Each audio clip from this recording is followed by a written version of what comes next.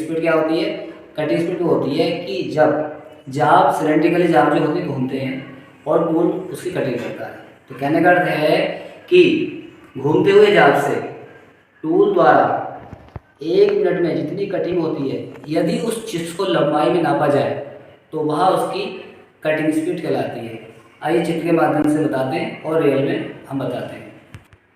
जैसे अभी हमने बताया कटिंग स्पीड, ये टूल द्वारा 1 मिनट में काटी गई धातु है जो मेटल से काटी है। यदि इस चिप्स को हम लंबाई में नापेंगे तो यह उसकी कटिंग स्पीड कहलाएगी। अर्थात आप देख रहे हैं कि ये आप रिंग टाइप बन रहा है, ठीक है, स्प्रिंग टाइप हो रहा है, लेकिन इसको हम एक्सटेंड करके पूरा खींच के बनाएंगे। तो अगर खींचा था पूरा इसको स्ट्रेट कर लेंगे तो ये जो है इसको अगर लंबाई में नापेंगे इसको तो ये इसकी कटिंग स्पीड कहलाएगी। द्वारा 1 मिनट में काटी गई धातु को यदि उसके चिप्स को लंबाई में नापें तो वह कटिंग स्पीड कहलाती है। ये हमारा एक क्या है, गोल जाब है, ठीक है। कटिंग टूल द्वारा हम इससे कटिंग कर रहे हैं। तो क्या होता है कि जब हमने देखा कि ये जो इतनी मोटाई का था, हमने इसकी कटिंग की है तो इसमें जो है चिप्स जो है इस टाइप से रिंग टाइप से निकलेंगे, ठीक है। तो 1 मिनट में इसकी परिधीय गति से टूल जब काटेगा तो जो चिप्स निकलेगी 1 मिनट में, यदि उसको लंबाई में अगर नापेंगे अर्थात उसकी अगर लेंथ नाप लेंगे तो वो लेंथ उसकी क्या कहलाती है? कटिंग स्पीड कहलाती है। कटिंग स्पीड को हम मीटर प्रति मिनट में लेते हैं। मीटर प्रति मिनट में क्यों? कि जो वैल्यू हमारी mm में होती हैं तो हम कटिंग स्पीड को मीटर प्रति मिनट में लेंगे। अर्थात इसका फार्मूला होता है कटिंग स्पीड का, कटिंग स्पीड, या शॉर्ट में इसको लिख सकते हैं CS इज इक्वल टू होता है पाई DN बटे 1000 मीटर प्रति मिनट। अब आप समझेंगे ये क्या है, इसमें ये फार्मूले में कहाँ से आ गया इसमें। तो आप जानते हैं कि जो पाई होता है कोई भी ये है, अब ये हमारा जो गोल जाब होता है ये क्या है, सर्किल में घूमता है, इस टाइप से गोलाई में घूमता है ना। तो गोलाई में घूमता है तो कोई भी चीज़ गोल घूमती है तो उसमें हम कोई भी उसकी वैल्यू निकालते हैं तो क्या होता है, उसमें पाई का मान रखा जाता है। इसलिए ये चीज़ हमारी जो है पाई वाला निर्धारण आपका हमारे जॉब में भी आएगा, ठीक है। और डी पर होता है क्या है, डायमीटर। ये जो हमारा कितने mm का भी हो सकता है, 40 का हो सकता है, 50 का भी हो सकता है, या 25 mm का भी हो सकता है। फिर ये है एन क्या होता है, ये स्पिंडल के चक्कर होते हैं। क्यों? जब जॉब आपका किसमें चक्कर में बंधा हुआ है, चक्कर किससे कनेक्ट है, स्पिंडल से। जब वो घूमता है तो जॉब भी उसी दर से घूमता है, ठीक है। तो इन चीज़ों का कैलकुलेशन से हम कटिंग स्पीड निकालते हैं। मान लीजिए कोई जाब हमारा 25 mm का है और हमको अगर गुणा करनी है, कैलकुलेशन करनी है कटिंग स्पीड की, तो क्या करेंगे, मान लीजिए डाया 25 mm वाला है, ठीक है। और जो स्पिंडल की जो गति है मान लीजिए वो उसके जो RPM है वो 300 है, रोटेशन पर मिनट। स्पिंडल 300, D बराबर 25 हो गया, ठीक है। RPM अर्थात N, स्पिंडल के चक्कर कितने हो गए, 300 हो गए। अभी हम फार्मूले लगा करके किसी जॉब की कटिंग स्पीड हम निकाल सकते हैं। जैसे हम इसमें मान रख देंगे तो पाई का मान 22/7 हो जाएगा, डी का मान है इसमें 25 हो जाएगा, ठीक है। और एन गुणा कितना हो जाएगा, 300। ये सब रख करके फार्मूले को हम कैलकुलेशन कर लेते हैं और इसके नीचे 1000। इस प्रकार से हम पूरा जो है कटिंग स्पीड की इसकी गणना कर सकते हैं। इस प्रकार से कटिंग स्पीड हमारी वैल्यू अगर mm में है तो उसका फार्मूला हमारा है पाई DN बटे 1000 मीटर प्रति मिनट है। यदि वैल्यू इंच में फुट में है तो उसका जो फार्मूला वो अलग है, उसे ब्रिटिश सिस्टम में हम बोलते हैं। वो क्या होता है ब्रिटिश सिस्टम में, उसको मैं बता रहा हूँ। ब्रिटिश प्रणाली में कटिंग स्पीड को हम बोलते हैं फुट प्रति मिनट में लेते हैं। फुट प्रति मिनट में लेते हैं तो उसका फार्मूला क्या होगा, उसका फार्मूला होगा पाई DN बटे 12 और यहाँ लिखेंगे हम फुट प्रति मिनट। आपका दूसरे सिस्टम में क्या, दूसरे सिस्टम में था पाई DN बटे 1000 मीटर प्रति मिनट। तो आप जानते हैं लंबाई का जो मात्रक है, लेंथ है, वो 1000 लगभग माना जाता है। फुट आप जानते हैं 12 इंच में 1 फुट होते हैं, तो इसलिए इसमें हमने 12 लिया है। उसी प्रकार से लंबाई का जो मानक है वो 1000 लिया हमने, 1000 1 2 3 किस में लिया है, मैट्रिक में। क्यों लिया? क्योंकि आप जानते हैं कि 1 मीटर जो होता है, पर मीटर किस में कैलकुलेशन होता है, आपके 100 सेंटीमीटर में होता है। तो उसकी छोटी वैल्यू mm में भी लेते हैं, तो mm वैल्यू क्या होती है, 100 मल्टीप्लाई 10 इज इक्वल टू 1000, इसलिए इसको हम जो है मैट्रिक सिस्टम में 1000। फुट प्रणाली में हम पाई डी एन बटे 12 इसलिए रखते हैं कि आप जानते हैं एक जो फुट बनता है कितने बनता है 12 इंच में, तो 12 इंच यानी कि हमने यहाँ पे 12 ले लिया। इस प्रकार से इसकी कैलकुलेशन हम कर सकते हैं। इसके बाद आता है फीड। फीड क्या होती है, आप देख रहे हैं ये जाब बना हुआ है, ठीक है। तो फीड में क्या होता है कि टूल, ये जो टूल है ये जब ये आपका जॉब घूमेगा, ये स्पिंडल में चक्र बना हुआ है, जब ये जॉब आपका घूमेगा तो एक चक्र में जितना घूम रहा है और एक चक्र में घूम रहा है उस दर से टूल इसमें कितनी दूरी तय की इसने यहाँ तक। जब ये एक चक्कर घूम गया तो टूल ने कितनी दूरी तय की, ये इसकी फीड कहलाती है, ठीक है। फीड जो है वो आपकी 2-3 स्तर पे क्या है काम करती है, क्या करती है। पहला होता है जाब की सतह पर फिनिश। अब जाब की सतह पर फिनिश किस प्रकार की है, रफ करनी है अपने या फिनिश करनी है, उसी हिसाब से इसको हम स्पीड को उसकी चलाएंगे, तभी हमारी फीड देने पर वो उसमें फिनिशिंग अच्छी या बुरी आएगी। दूसरा है टूल की पकड़। ये हमने टूल बांधा हुआ है टूल पोस्ट में, तो इसकी पकड़ टूल की सही होनी चाहिए, तभी हम फीड को सही से दे सकते हैं और जाब पे फिनिशिंग भी ला सकते हैं। अगला है कूलेंट का प्रयोग। अगर हम कूलेंट का प्रयोग नहीं कर रहे हैं तो उसमें जो है कुछ ना कुछ प्रॉब्लम आएगी, फिनिशिंग सही नहीं आएगी, ये फीड को प्रभावित करेगी। अगला है टूल ज्योमेट्रिक।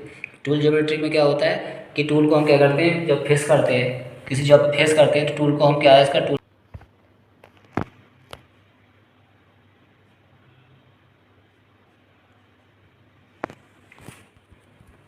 जब हमें टूल ज्योमेट्री में क्या होता है फेसिंग करनी होती है तो टूल को हमें क्या करना होता है थोड़ा सा तिरछा बांधना पड़ता है ताकि जॉब की फिनिशिंग सही आए।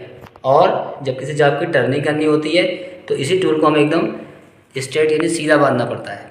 इसका जो पॉइंट है वो जॉब के इस पॉइंट से बिल्कुल लगना चाहिए। तो टूल ज्योमेट्री भी जो है किसी जॉब की किसी मशीन पर हमारे जो है वो फीड को प्रभावित कर सकती है। तो ये इसके जो है निर्धारण करने के तरीके हैं। फीड के 4 तरीके हैं, जॉब की सतह पर फिनिश, टूल की पकड़, कूलेंट का प्रयोग और टूल ज्योमेट्री। ये 2-3 चीज़ निर्भर करती हैं। इसके बाद आता है depth of cut.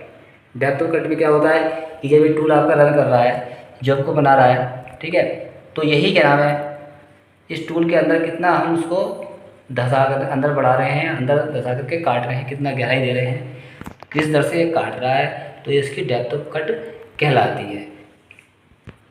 Cutting speed का निर्धारण कई बातों पर निर्भर करता है। जैसे आप जान चुके हैं कटिंग स्पीड क्या होती है। कटिंग स्पीड जो होती है तो उस पर कई चीज़ का निर्धारण होता है कि हम जो है अपने आप से ज़्यादा फीड नहीं दे सकते, ज़्यादा मशीन की गति नहीं बढ़ा सकते, क्योंकि उसमें बहुत चीज़ें देखी जाती है। मशीन की स्थिति देखी जाती है, टूल की स्थिति देखी जाती है, जाब की स्थिति देखी जाती है, कितना हम कटर लगा रहे हैं, कितनी हम फीड दे रहे हैं, कूलेंट हमारे पास है कि नहीं है, ऑपरेशन हम कौन सा कर रहे हैं, मोटर कितने हॉर्स पावर की, ये सब चीज़ देखनी पड़ती है। तो चलते हैं, पहला स्टेप क्या है, काटी जाने वाली धातु की प्रकार। तो काटी जाने वाली धातु की प्रकार हम देखनी पड़ती है कि हमारी जो मेटल है वो किस प्रकार की है, ठीक है। अगर जैसे काटने वाली जो धातु अगर सॉफ्ट है, ठीक है, तो उसके लिए कटिंग स्पीड बढ़ा सकते हैं, ठीक। और जो हार्ड धातु है तो उसके लिए कटिंग स्पीड हम क्या है उसको हार्ड धातु के लिए कटिंग स्पीड हम कम रखेंगे। नंबर 2 स्टेप है टूल की धातु अर्थात मेटल ऑफ टूल। ये क्या होता है, टूल जो है सामान्य रूप से जो लैथ मशीन में हम लोग काम करते हैं तो हाई कार्बन स्टील की, वो स्टील की आप देख रहे होंगे स्टील जैसे धातु होती है, वो टूल हम यूज करते हैं अधिकांश से। और इससे अच्छी क्वालिटी के टूल CNC मशीन्स होती हैं, उसमें कार्बाइड पे बिट यूज करते हैं, ठीक है। तो वो टूल्स अलग क्वालिटी के और हाई क्वालिटी के होते हैं। तो टूल की जो मेटल्स है वो हाई कार्बन स्टील की है कि हाई स्पीड स्टील की है, ठीक है। और उसमें आपके जितना भी देखा है आपने कि स्टेलाइट होता है, एलआई स्टील होता है, तो इनके लिए क्या है स्पीड हम अधिक रखते हैं। और जैसे हाई कार्बन स्टील हम सामान्य रूप से जो टूल यूज करते हैं उनके लिए स्पीड हम कम रखते हैं, नहीं तो टूल जो है वर्क करते समय जल जाता है, ख़राब हो जाता है, ठीक है। तो टूल की स्थिति देख कर हमें कटिंग स्पीड को कम या ज़्यादा रखते हैं। नंबर 3 है जाब का व्यास। जाब के व्यास में क्या है, जैसे मोटा जाब है अधिक, जैसे बहुत बड़ा जाब मोटा जाब है, मोटाई ज़्यादा है तो उसकी स्पीड भी हम कम रखेंगे, ठीक है। लंबा जाब है उसकी स्पीड व्यास होता है तो उसके लिए स्पीड कम रखते हैं, और छोटे जाबों के लिए व्यास के लिए क्या है स्पीड हम अधिक रखते हैं। नंबर अगला आता है, यह है कट की गहराई। कट की गहराई क्या है, ज़्यादा गहरे कट के लिए क्या है, कटिंग स्पीड हम कम रखेंगे, और कम गहरे कट के लिए कटिंग स्पीड हम ज़्यादा रखते हैं। ठीक है, अगला आता है हमारा मशीन की कंडीशन। भाई मशीन की कंडीशन देखनी पड़ती है कि हम कट लगा दें या स्पीड बढ़ा दें। मान लीजिए पुरानी मशीन है तो आप क्या है, मशीन की स्थिति देखते हुए कटिंग स्पीड आप कम रखेंगे। मशीन नहीं है तो कटिंग स्पीड ज़्यादा रखेंगे। ठीक है, उसके बाद आता है फीड की गति। हम टूल को बढ़ा रहे हैं, एकदम तेज़ी से बढ़ा रहे हैं तो तेज़ी से बढ़ाएंगे तो वो ज़्यादा कटिंग तेज़ी से कटिंग करेगा। तो फीड की गति हमको ज़्यादा नहीं देनी है, उसको हल्का हल्का कटिंग देनी है, क्योंकि कट जितना हम हल्का देंगे तो जॉब में फिनिशिंग भी अधिक आती, सही आती है। इसके बाद है नंबर अगला, कूलेंट का प्रयोग। जब हम वर्क करते हैं तो कूलेंट का प्रयोग करना बहुत ज़रूरी होता है, क्योंकि जाब और क्या है, जाब और टूल के बीच में उत्पन्न जो घर्षण होता है, गर्मी होती है, उसको कूलेंट कम करता है, इसलिए कूलेंट का प्रयोग करना भी अधिक ज़रूरी है। अगला है ऑपरेशन का प्रकार।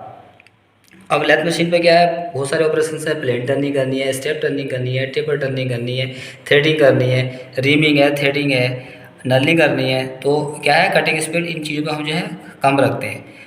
ठीक है, तो ऑपरेशन के ऊपर निर्भर करती है हमें कितनी स्पीड कैसे हमको रखनी चाहिए। अगला नंबर है मशीन की हॉर्स पावर। मान ली मशीन में हॉर्स पावर कितनी की मोटर लगी है, उसकी क्षमता है कि नहीं है, हम चलाए जा रहे हैं तो उस प्रकार से जॉब पर भी प्रभाव पड़ेगा, मशीन पे प्रभाव पड़ेगा, उस चीज़ को हमें देखना है। अगला है सरफेस फिनिश। सरफेस फिनिश क्या करना है, अगला है सरफेस फिनिश। सरफेस फिनिश के लिए हमें क्या करना है, अगर हमें किसी जॉब पे फिनिशिंग करनी है, फिनिश लेनी है, तो ध्यान दें कटिंग स्पीड मशीन की ज़्यादा रख सकते हैं और कट को भी हम कम लगाएंगे। ठीक है, कट को हम और फीड भी हम कम देंगे तो जॉब जो है, जॉब पर स्मूथनेस आएगी, जॉब पर जो है ज़्यादा लाइनें स्केचिंग वगैरह नहीं आएंगी। तो हमें जो है सरफेस फिनिश के हिसाब से भी क्या है, कटिंग मशीन की कटिंग स्पीड को रखना होगा। अगला नंबर है जाब। जाब की प्रकार। अगला है जाब की पकड़।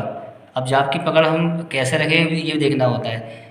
जाब की पकड़ में अगर फोर्जा चक है तो उसमें हम अच्छी तरह से जॉब को पकड़ लेते हैं।